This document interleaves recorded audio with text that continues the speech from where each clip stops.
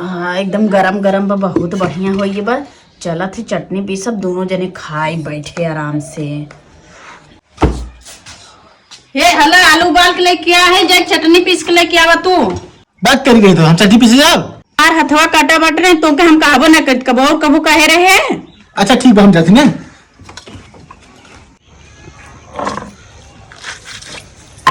मेरे दिल में है नहीं दुल्हन